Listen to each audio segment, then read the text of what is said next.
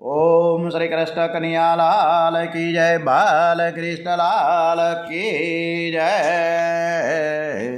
श्री गणपति महाराज की जय। वक्रतुंड महाकाय सूर्यकोटि समप्रभ निर्विघ्नं कुरु मे देव सर्वकार्येषु सर्वदा। गजानन गणपति महाराज की जय। सौनु करो कल्याण हे दयाळु प्रभु, सौनु करो कल्याण।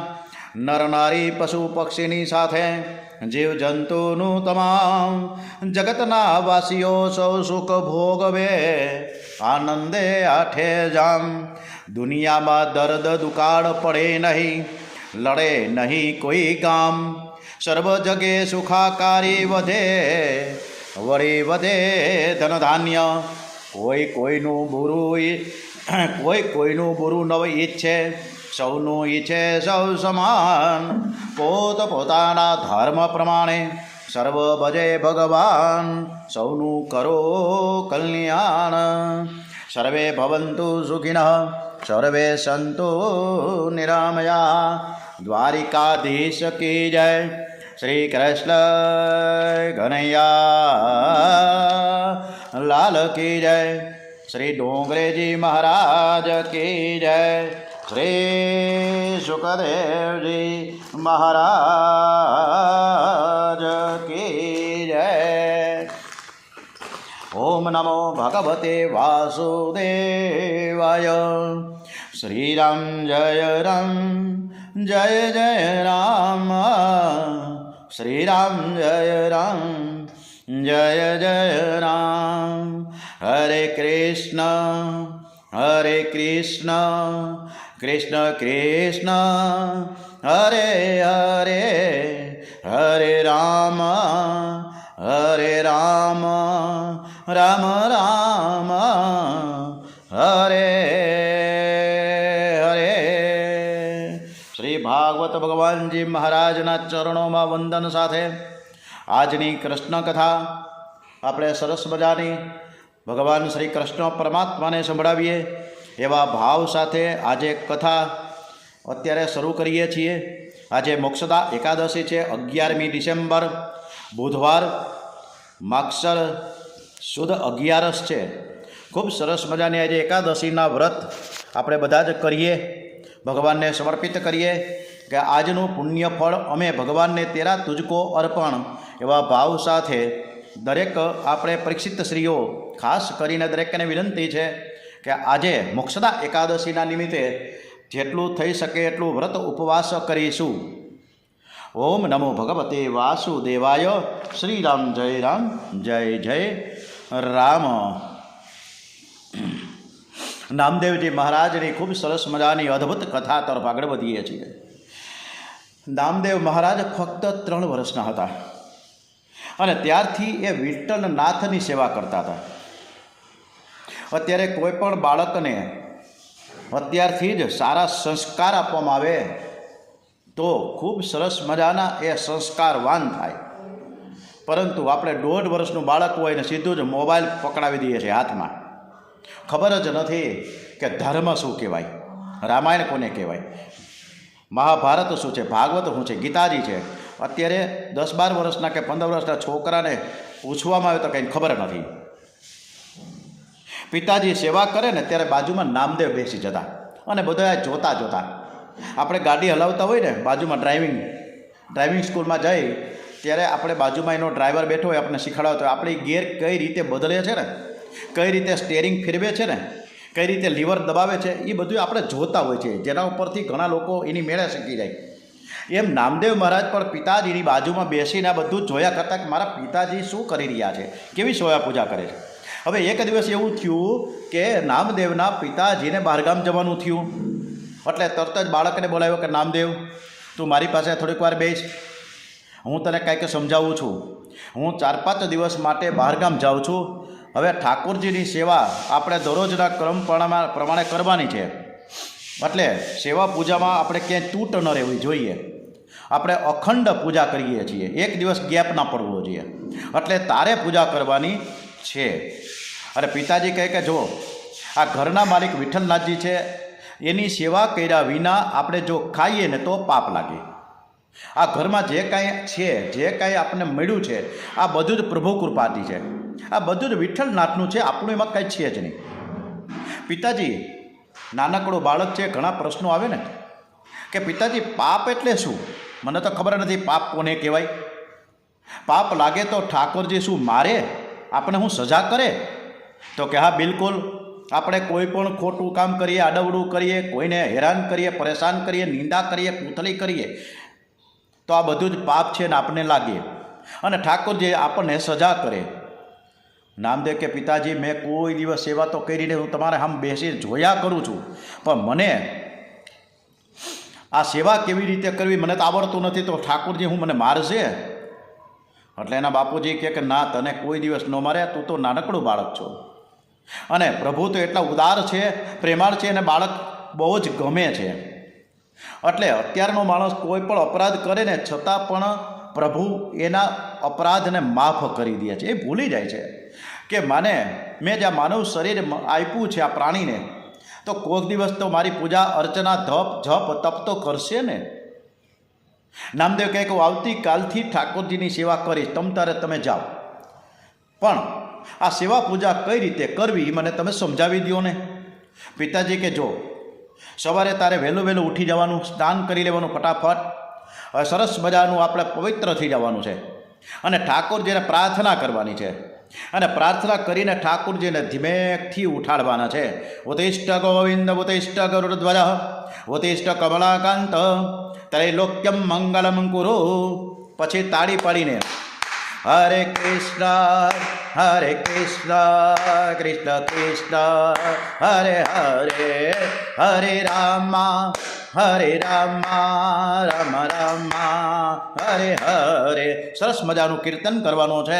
શ્રી રામ જય રામ, ઓમ નમઃ શિવાય, ઓમ નમઃ શિવાય, હર હર હર હર હર ભોલે નમઃ શિવાય કીર્તન કરવાનું. પછી સરસ મજાની ભોગ સામગ્રી આપણે તૈયાર કરવાની. વૈષ્ણવના હૃદયમાં પ્રેમ જાગે ને એટલે ઠાકોરજીને આપોઆપ ભૂખ લાગે છે, અને પછી ઠાકોરજી ધીમે ધીમે એને ચરણ પખાડવાના છે ઠાકોરજીના, ભગવાનના, જેથી તેને જરાય શ્રમ ન પડે, દુઃખ ન થાય. યથા દેહે તથા દેવે, યથા દેવે તથા ગુરુ. ભગવાનના ચરણ બહુ જ કોમળ હોય છે. માનવનો હાથ આપણો બધો કઠણ છે. હું માલસર જેવા ગયો હતો, 15 દિવસ અમે ત્યાં ભાગવત કથા કરી, પણ ત્યાં ડોંગરેજી મહારાજનો જે આશ્રમ છે ત્યાં ખરેખર ખૂબ સરસ મજાના સવારના 5 વાગે કૃષ્ણ ભગવાનને ઢોલિયામાંથી ઉઠાડતા હોય ને, ઓહો, અદ્ભુત છે. ધીમે ધીમે પ્રભુને જરાય શ્રમ ન થાય ત્યારે ધીરે ધીરે ભગવાનના શ્રી અંગ ઉપર હાથ ફેરવજે. ઠંડીના દિવસોમાં ઠાકોરજીને પણ ગરમ પાણીથી સ્નાન કરાવીએ. આપણે અત્યારે ગરમ પાણી ફૂલ સરસ મજાનું કરીને, અને હમણાં ઠંડા પાણીથી નહીં તો થોડું થવા માંડે, તો ભગવાનને પણ આપણે સ્નાન કરાવીએ ને. આપણે પૂજામાં જે પૂજા સ્થાનમાં જે હોય, ઠાકોરજી શાલિગ્રામ હોય, શંકર બાપા હોય, શિવલિંગ, તો આ બધાય ભગવાનને આપણે શું કરવાનું છે? ગરમ પાણીથી સ્નાન કરાવવાનું. સેવા કરતાં કરતાં ભગવાનને વંદન કરીને કહેવાનું કે હે પ્રભુ, હું તો મૂર્ખ છું, જેવો છું તેવો તોય માણી બાળ તારુમાં, હું કાલો ઘેલો ગાંડો ડાયો તોય તારુમાં. ભગવાન, હે પ્રભુ, હું તો મૂર્ખ છું, મને તો કાંઈ આવડતું નથી, મારી કાંઈક ભૂલ થાય તો તમે મને કહેજો, હું ભૂલ સુધારી લઈશ. ભગવાનને દીન થઈને કહેશો ને તો ભગવાન તમારા હૃદયમાં આવશે અને તમને પ્રેરણા કરશે, સમજાવશે. ઠાકોરજીને જેવું સમજાવતા આવડે છે ને એવું કોઈને ન આવડે.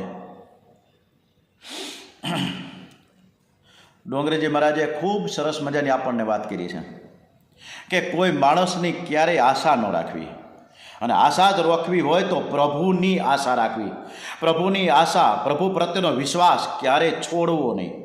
વૈષ્ણવો આશા રાખીને પ્રેમથી સેવા સ્મરણ કરતાં તન્મય બની જાય છે. ભગવાન 1-2 શબ્દો બોલે, ભગવાન 1-2 શબ્દો આપણને બોલે ને તથાસ્તુ, અથવા તો આપણને બહુ સારું સ્માઇલિંગ કરે ને આપણા સામે, તો બેડો પાર થઈ જાય. એટલે પૂજાને અર્ચના કરીએ ને તો દિલથી કરીએ. બેટા, ઠાકોરજીની સાથે તું વાતો કરજે. વાતો કેવી રીતે કરવાની છે ભાઈ? એમ નહીં, કંઈક અલગ મલકની વાતો કરવાની, કે આપણે કંઈ પરિશ્રમ તો થતો નથી ને. મારી કંઈ ભૂલ થઈ તો તમે મને કહેજો. ભગવાનને પ્રેમથી સ્નાન કરાવ્યા પછી એના મુખારવિંદની ઝાંખી કરજો. અને ઠાકોરજીને સુંદર સુંદર શૃંગાર કરવાનો છે. ઠાકોરજીનું શરીર એવું સુંદર છે કે જો શૃંગાર ન કરે ને તોય શોભાયમાન થઈ જાય. રામાયણમાં એક સરસ મજાનું વર્ણન આવે છે. આપણને બધાને ખબર છે કે રામજી વનમાં ગયા હતા, તેણે જરા પણ એને શૃંગાર વલકલ ધારણ કર્યા હતા, માથે જટા સુંદર બધા જ આભૂષણો કાઢી નાખ્યા હતા અને એકદમ જાડા જાડા ખરબચડા વલકલ વસ્ત્રો ધારણ કર્યા હતા, માથે જટાનો મુકટ હતો. છતાં પણ રામજી એટલા બધા સુંદર સુંદર લાગતા હતા કે સામે સુપર્ણખા મળીને તો એને રામજીના દર્શન થતાં વેત જ એવી ઈચ્છા થઈ કે રામ મારા પતિ થાય. સુપર્ણખા રાક્ષસી હતી. રાક્ષસીઓ પણ રામજીના દર્શન કરતા મગન થઈ જતા, પાગલ બની જતા હતા. રામજીએ ક્યાં શૃંગાર કર્યો હતો, ક્યાં કોઈ દી એને પાવડર લગાડ્યો હતો સીતાજી અને રામજીએ, છતાં પણ એ શોભાયમાન હતા. શૃંગાર ન કરે તો પણ ભગવાન સુંદર લાગે છે.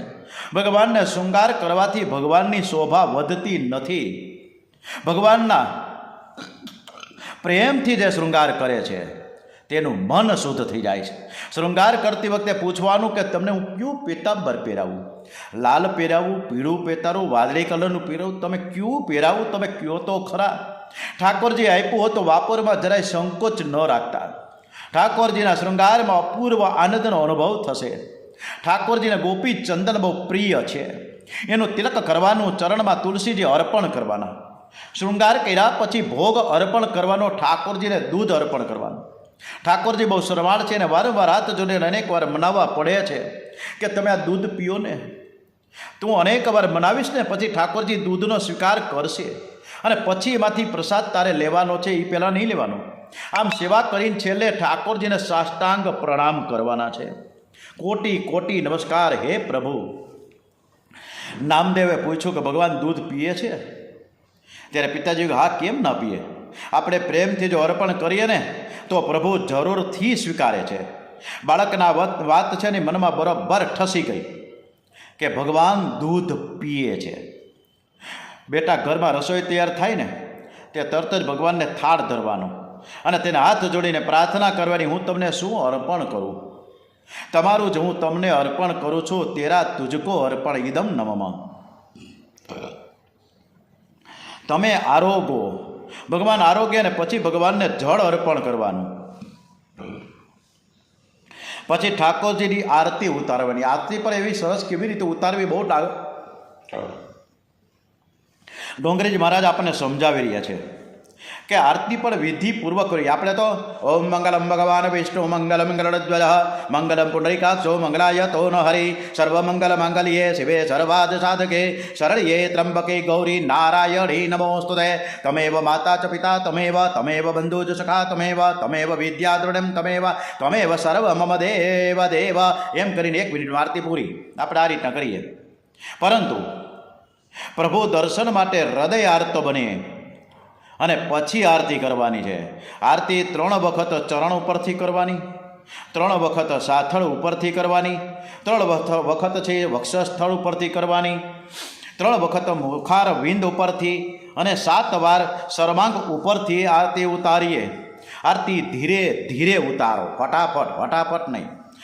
અને એ વખતે ભગવાનના એક શ્રીઅંગના દર્શન કરો. આરતી ઉતાર્યા બાદ સાષ્ટાંગ વંદન કરી પરમાત્માની ક્ષમા માંગવાની. હજી તો આપણે 1 વખત આરતી કરીએ ઓમ મંગલમ ભગવાન વિષ્ણુ, તો મોબાઈલની ઘંટડી વાગે, બાજુમાં મોબાઈલ પડ્યો હોય, આરતીને ઠેકાણી અને મોબાઈલ ચાલુ થાય. આપણે અત્યારે આ કરી રહ્યા છીએ. પછી પરમાત્માની આપણે ક્ષમા માંગવાની છે. બેટા, નામદેવજીને એના પિતાજી કહી રહ્યા છે કે બેટા, ભગવાનને દરરોજ ક્ષમા માંગવાની છે કે મંત્રહીનમ ક્રિયાહીનમ ભક્તિહીનમ સુરેશ્વર યદ ભુજિતમ મયા દેવ પરિપૂર્ણ તદસ્તુ મે. મને કંઈ આવડતું જ નથી. તમે માની લેજો કે હું શરણે આવ્યો છું, હું તમારો છું. એવું બોલીને ભગવાનને વંદન કરો, હું તમારો છું. અને આવું બોલીને વંદન કરે તો પ્રભુને કોક દિવસ તો દયા આવે જ. તો આપણે કહી શકતા નથી કે હું તમારો છું, તો ભગવાન પણ એમ ક્યાંથી કહે કે તું મારો છે. બેટા, ભાવપૂર્વક તું સેવા કરજે. પિતા બહાર ગામ ગયા. નામદેવે નિશ્ચય કર્યો કે બરાબર આવતીકાલે મારે પિતાજીએ જે કીધું છે એ પ્રમાણે જ પૂજા અર્ચના કરવાની છે. સંકલ્પ જોરદાર કરી નાખો. આવતીકાલે હું વહેલો ઉઠી જ જવાનો છું. અલાર્મ મૂકી દીધો ફર્સ્ટ ક્લાસ સવારના 4 વાગ્યાનો.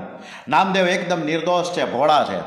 પિતાજીએ કહેલી બધી જ વાત એણે સાચી જ માની કે ભાઈ બરોબર છે, ભગવાન પ્રભુ પરમાત્માની મારે આવી રીતના જ પૂજા કરવી જોઈએ, આરતી ઉતારવી જોઈએ, ભોગ ધરવો જોઈએ, દૂધ પાવું જોઈએ, આ બધું બરાબર છે. અને નાના બાળકને જો સમજાવવામાં આવે ને તો એને મૂર્તિમાં પણ એને ભગવાન દેખાવા લાગે.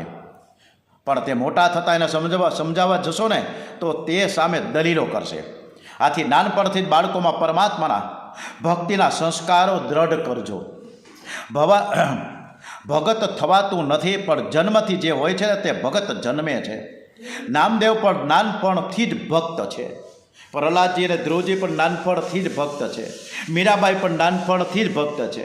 નરસિંહ મહેતાને પણ નાનપણથી જ લગ્ની લાગી ગઈ કે મેરે તો ગિરધર ગોપાલ દૂસરો ન કોઈ, મેરે તો ગિરધર ગોપાલ દૂસરો ન કોઈ. નામદેવને ઝટપટ સવારે ઉઠવું હતું, પણ રાત્રે બરાબર ઊંઘ આવતી નથી. ઠાકોરજીની સેવાના વિચારો મનમાં ધોળાયા કરે. પ્રાતઃકાળમાં નામદેવ ઉઠી ગયા, સ્નાનાદિક પરવારી ઠાકોરજીની સેવામાં આવી ગયા છે. ઠાકોરજીને ધીરે ધીરે જગાડે છે. હે પ્રભુ તમે જાગો, હું તમને ઉઠાડું છું. આજે ઠાકોરજી પણ ગાલમાં ધીરે ધીરે સ્માઇલિંગ કરે છે. ભગવાનને બાળકો બહુ ગમે. સેવા પૂજામાં બેસો ને ત્યારે અભિમાનને ફેંકી દેજો. હું ભગવાનનો સાધારણ બાળક છું એવો ભાવ રાખજો.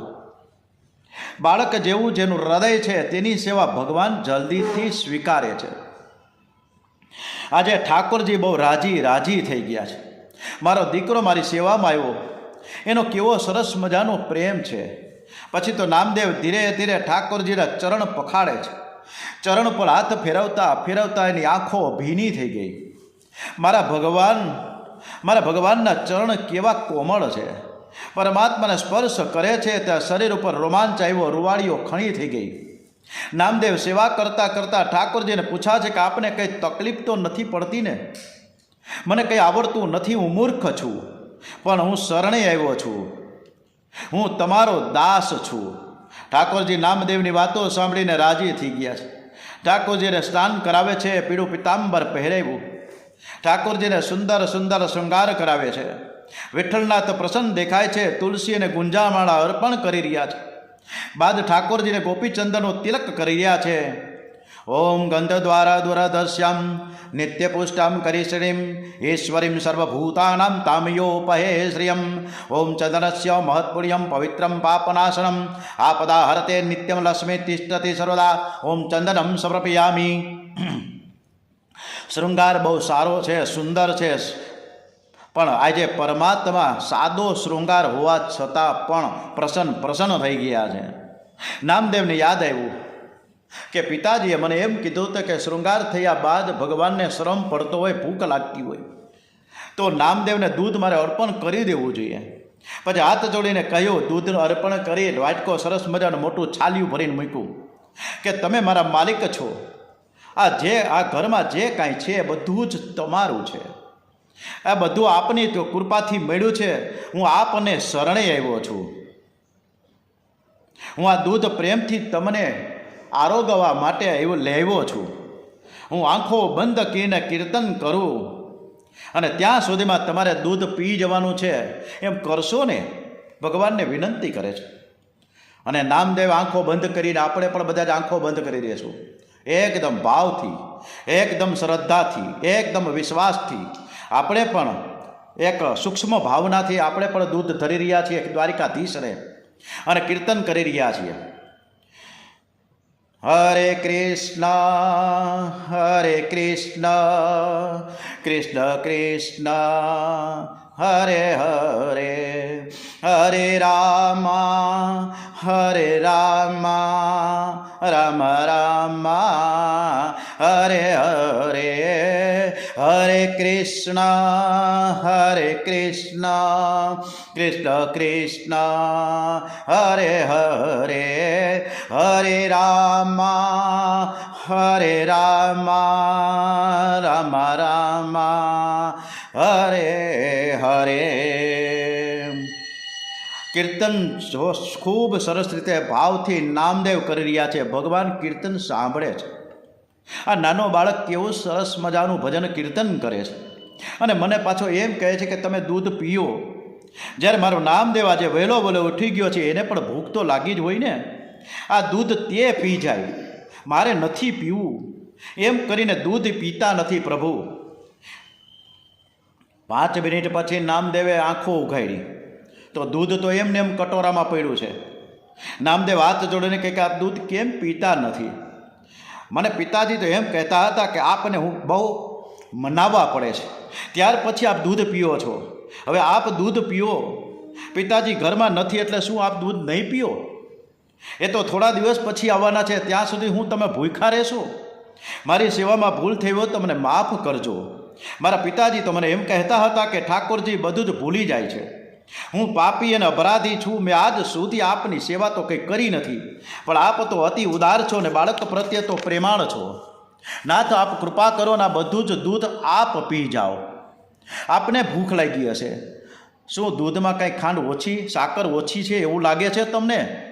એમ કરીને ફરીથી નામદેવ થોડીક ચપટી ભરીને ખાંડ નાખી કટોરામાં અને પાછા પ્રભુને સમજાવવા લાગ્યા છે કે લ્યો હવે તો સરસ મજાનું ગળ્યું દૂધ થઈ ગયું છે, તમે પીઓ. તમે જલ્દી જલ્દી પી જાઓ અને મારી નામ આ જે સેવા છે એ પૂરી થાય. ફરીથી નામદેવે આંખો બંધ કરી છે અને ફરીથી પ્રભુને વિનવવા લાગ્યા છે, આજીજી કરી છે. શ્રી રામ જય રામ, જય જય રામ. શ્રી રામ જય રામ, જય જય રામ. મંગલ ભવન અમંગલ હારી, દ્રવૌ સો દશરથ અજીર બિહારી. ઓમ નમો ભગવતે વાસુદેવાય. ઓમ નમો ભગવતે વાસુદેવાય. નમઃ શિવાય. ઓમ નમઃ શિવાય. હર હર ભોલે નમઃ શિવાય.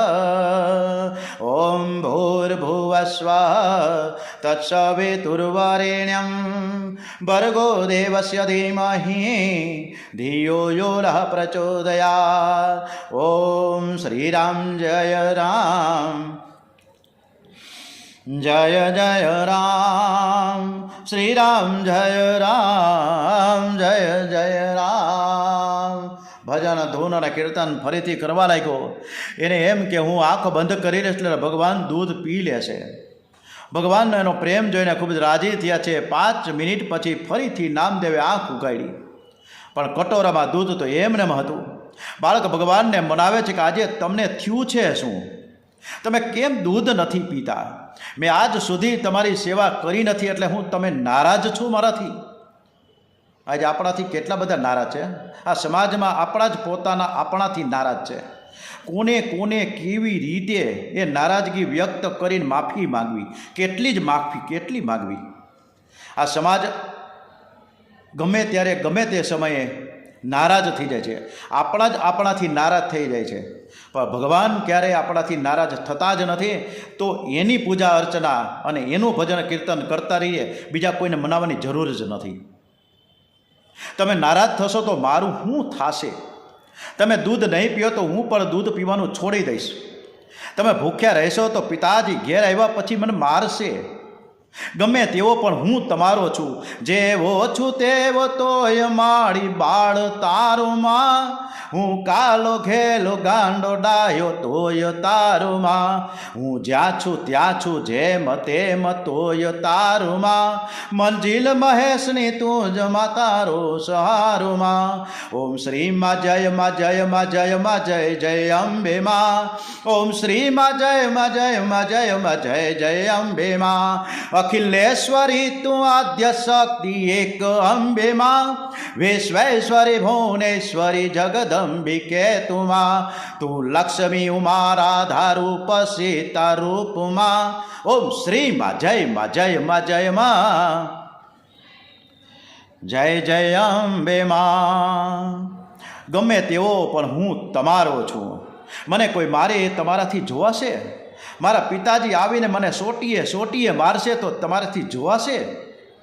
ભગવાનને નામદેવની વાતો સાંભળીને ખૂબ મજા આવે છે. જ્ઞાન ઘણા ભાગે અભિમાન સાથે જ રહે છે. શુદ્ધ ભક્તિમાં અભિમાન મરે છે. બાળક વિચાર કરે કે હું અધમ છું, પાપી છું, એટલે પ્રભુ મારા હાથનું દૂધ પીતા નથી. નામદેવ કલાક સુધી ઠાકોરજીને મનાવે છે, પણ તે અકળાયો હવે તો કે તમે દૂધ પીતા નથી તો હું તમારી આગળ માથું પછાડીને મરી જઈશ. અને હવે હું જીવીને શું કરું? છેવટે નામદેવે માથું પછાડવા માટે જે તૈયાર થયો, અને એમાં જ ઠાકોરજીને સહન ન થયું કે મારો છોકરો છે અને માથું પછાડીને મારી સામે મરી જાય એ મને વ્યાજબી નહીં લાગે. તરત જ ઠાકોરજીએ દૂધનો કટોરો ઉઠાવ્યો અને એક હાથમાં કટોરો અને એક હાથ નામદેવના માથે રાખ્યો છે કે હું દૂધ પીઉં છું. ભગવાનને દૂધ પીતા જોઈને નામદેવ રાજી થઈ ગયા. ધીરે ધીરે ઠાકોરજી દૂધ પીવા ગયેલા, ગટગટાવા લાગ્યા. ત્યાં નામદેવ ઠાકોરજીને યાદ કરે કે આ બધું દૂધ તમે ન પી જતા એકલા.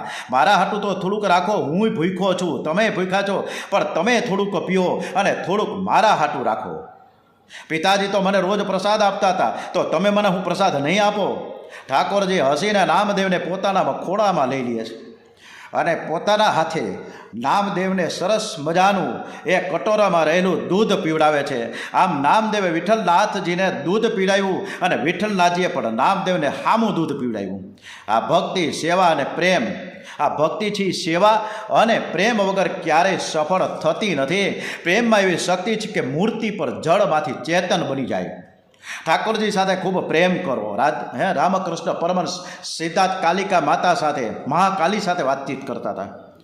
મહર્ષિ અરવિંદના દાખલા લઈએ, ખૂબ સરસ મજાના. નરસિંહ મહેતા કૃષ્ણ પરમાત્માની સાથે વાતોચીતો કરતા. સંત હરિદાસ બાંકે બિહારીની સાથે વાતો કરતા. મીરાબાઈ કૃષ્ણ ભક્તિમાં તલીન થઈ જતા. અને એવા ગોરા કુંભાર પણ વિઠ્ઠલ નાથ કરતા તન્મય થઈ જતા. તમે જેવો પ્રેમ કરશો એના કરતાં 1000 ગણો પ્રેમ ભગવાન સાથે તમે કરશો ને તો ભગવાન ખૂબ જ રાજી જાય છે. ભગવાન અતિ ઉદાર છે. પ્રેમથી ભાવપૂર્વક સેવા કરો. સેવા કરતાં હૃદય પીગળીને આંખમાંથી આંસુ નીકળે તો માનજો કે સેવા સાર્થક થઈ ગઈ. હસ્તિનાપુરની ભર સભામાં આ કેવી ભક્તિ છે, કેવા દ્રઢ વિશ્વાસ છે, કેવી લગ્ની છે. એનું એક સરસ મજાનું દ્રૌપદીની એક વાત યાદ આવી કે શ્રી કૃષ્ણ ભગવાન અને દ્રૌપદીને ચીરહરણ થતા જે અટકાવ્યા અને ચીર પૂર્ણ કર્યા છે. શ્રી કૃષ્ણ ભગવાને દ્રૌપદીની લાજ બચાવી છે. થોડા સમય પછી શ્રી કૃષ્ણ દ્રૌપદી બળ્યા. દ્રૌપદીએ ખરે સમયે પોતાને મદદ કરવા બદલ શ્રી કૃષ્ણનો ઉપકાર થેન્ક યુ કીધું. ત્યારે શ્રી કૃષ્ણ કહે, મેં તારા પર કોઈ ઉપકાર નથી કર્યો, આ તો મેં તારું ઋણ ચૂકવું છું, તને યાદ ના હોય, અને આ ઋણમાંથી હું મુક્ત થઈ ગયો છું. ભગવાનને પણ આપણે ખૂબ સેવા પૂજા કરીને સેવા કરીએ ને તો આપણા પણ એ ઋણી બની જાય. દેવ, તમને ખબર નથી દ્રૌપદી, હું તને યાદ દેવડાવું કે એક વખત કાંઈક ઓલો શેરડી ખાતા મારી આંગળીમાં શેરડીની ફાંસ લાગી ગઈ અને લોહી નીકળવા લાગ્યું. ત્યારે બધી જ રાણીઓ પાટા બાંધવા માટે ચારે બાજુ કપડાં ગોતી ચીથરા ગોતવા નીકળી. પણ એ વખતે દ્રૌપદી મને બરાબર યાદ છે. એ વખતે ત્યારે તે સુંદર પહેરેલી જે સાડી છે ફટાફટ ફાડી અને મને પાટો બાંધી દીધો. અને એ તારા પાટાના ધાગાની મેં ગણતરી કરી હતી. એ પાટામાં 999 ધાગા હતા. અને ત્યારે એ જ વખતે મેં સંકલ્પ કર્યો હતો કે મારી બહેનને જ્યારે ખરો સમય આવશે ને ત્યારે હું 999 સાડી પહેરાવી દઈશ. તારા સંકટ સમયે તારી હું લાજ જાળવવા માટે મેં 999 ચીર પૂર્યા હતા. તારા સંકટ સમયે મેં તારી લાજ એટલા માટે રાખી છે અને હું તારા ઋણમાંથી હવે મુક્ત થઈ ગયો. આથી તો કહેવામાં આવે છે કે કોઈનો ભાર ન રાખે મુરારી, કોઈનો ભાર ન રાખે મુરારી, આપે વ્યાજ સાથે ગિરધાર્યા. નરસિંહ મહેતાએ સરસ મજાનું ગાયું છે. પ્રહલાદજી જે રીતે નરસિંહ ભગવાનને આ બધી કથા પ્રહલાદજી અને નરસિંહ ભગવાનની જે સ્તુતિ થઈ રહી છે ને એમાં આવે છે. આ બધી જે કથા અત્યારે કરી નામદેવનીમાં, અને નરસિંહ ભગવાનને સ્તુતિ કરી રહ્યા છે પ્રહલાદજી કે હે નાથ, આપના મંગલમય સદગુણોનું હું શું વર્ણન કરી શકું?